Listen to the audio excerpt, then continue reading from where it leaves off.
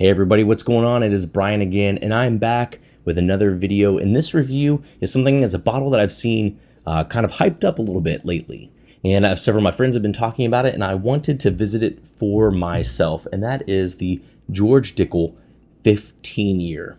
Now, don't turn the video off yet. Again, I don't have a super diverse or wide, extensive experience with Tennessee whiskey, and maybe you haven't either, so I figured let's talk about it together. So this bottle varies in proof depending on where you're at.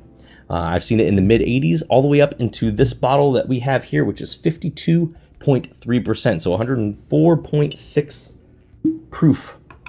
Now, there's a stigma sometimes around Tennessee whiskey, specifically from Dickel, in regards to what people would call a Flintstone vitamin note. What is this Flintstone vitamin note? Well, to me, it comes off like slightly tart, almost citrusy, orangey, kind of sweetness. You can think of maybe Pez candy. You can think of pixie sticks, anything like that. That is kind of a powderized candy that maybe gets kind of sweet, kind of tart, even sweet tarts to an extent. So when I first pour this, it's something I feel like I notice on the nose. You get some orange candy. And then it moves into even cherry cordial to an extent. So it's chocolatey, it has a little bit of fruit and the red fruits. We move into some chocolate malt notes. And then it lingers with some well-aged leather and some oak. Now, I will say I had previously done the video on the Russell's 13-year. Maybe you saw that video. If you haven't, go back and watch that. Come back here after this video, however you would like to. But setting up this pour sometimes can make a really big difference into how it's going to taste. So while those are the flavors I get on the nose, jump into the palate.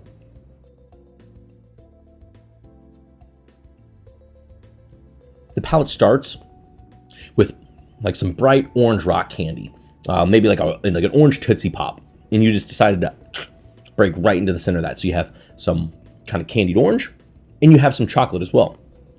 The mouthfeel, a little cloying. Again, has some chocolate malt notes, a little bit of raisin, a little bit of cherry as well. Some well-aged leather kind of coming back, and then some oak as well. Now, I will say I felt like when I came from the Russell's Reserve into this, I had a lot of flavors about that I liked. Coming into this pour, it kind of shaved off that note that kind of gets into that Pez, the pixie stick, that Flintstone vitamin kind of characteristic, kind of rolls over that a little bit. And you notice some of the similarities. So it has some baking spice, some anise, some cinnamon, some nutmeg. A lot of these similarities ring true with whiskeys that are in this age range. And so I was curious too, what's another bottle that's in this age range and in this price point? I decided to dig downstairs and I grabbed one of these 15-year Knob Creek picks that I have. And I figured, hey, why not just put the two up together and see their similarities and their differences. Now, what I feel like I noticed almost immediately in this Knob Creek, while it has like kind of a vanilla frosting characteristic to it, has some oak, caramel, vanilla is most prominent. Let's get in the palate. I don't know the differences between the staves, the cooperages that they're using. Now, the proof's a lot higher here. Let's get that straight. So maybe I'll add a little bit of water to it. It has rich caramels, but I feel like you notice a lot of toasted char. So you got a lot of barrel influence, a lot of kind of toasted wood influence that makes this almost a little bit more smoky, a little bit more like toasted profile compared to this Dickel, which is a little softer, and it airs on the caramels, the vanillas, and the fruits in a little bit more relaxed, soft way. Now, I'm going to add a little bit of water to both of these because I think that my preferred way, honestly, to drink this Dickel 15 is with just like 2 drops of water. A lot of times I feel like it doesn't aid in a pour, but with this Dickel specifically, I feel like not only does it roll off that kind of citrusy quality that you might get in other Dickel products, I honestly think it makes it a richer experience. I feel like the baking spices jump forward a little bit more, which is very intriguing. And I feel like it has more depth to the flavor. You get more of the chocolate, immediately get into more of the oak. And the profile that before was slightly drying, I feel like it widens up a little bit more. This is another profile that I also like with an ice cube, and the ice cube will accentuate some of the vanillas and some of the silkiness of the pour. I feel like you actually get the most clarity in drinking the Dickel 15 when you have it on a cube. But with just a couple of drops of water, I feel like it really opens up, and it's even more enjoyable than drinking it straight out of the bottle. I'm going to go back to the Knob Creek real quick with a little bit of water. See, this is one that when you add a little bit of water to it, it almost breaks apart a little bit. It becomes a little harsher to drink.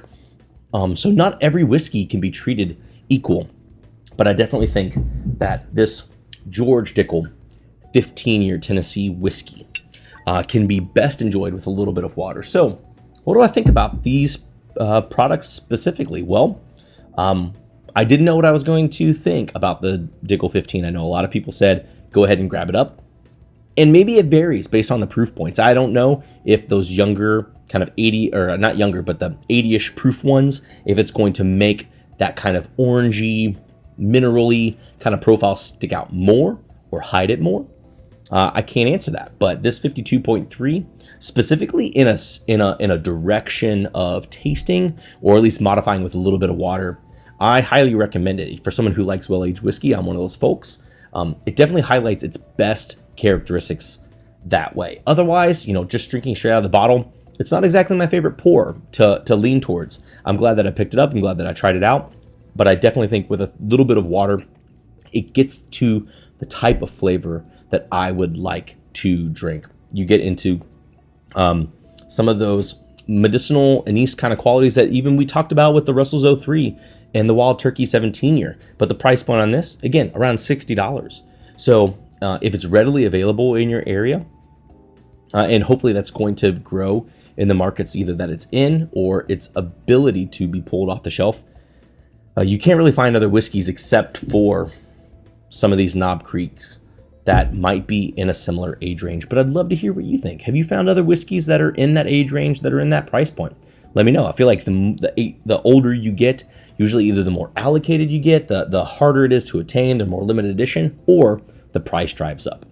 So I'd love to hear more about that. I'd love to hear if you guys have tried this George Dickel in any of its expressions of proof. I'd love to hear if you've enjoyed it, if you've not enjoyed it. Leave comments below. Feel free to comment, subscribe, like. Let me know that you guys are enjoying the content. And again, as I mentioned every video, let me know if there's other bottles you'd like to hear me check out. I'd love to know if I'm going in the right direction or something that you all are interested in hearing about. If you want to hear more content, feel free to subscribe to the Entry Proof Podcast. That's a podcast that I do with Drew P. Whiskey. He's also here on YouTube. And we're usually on his channels on Thursday nights doing some live videos, and we have guests that come on, and we try and get pretty interactive with that as well. And you can subscribe to us on Patreon and support the show, patreon.com/entryproofpodcast. Until next time, everybody, we'll see you later.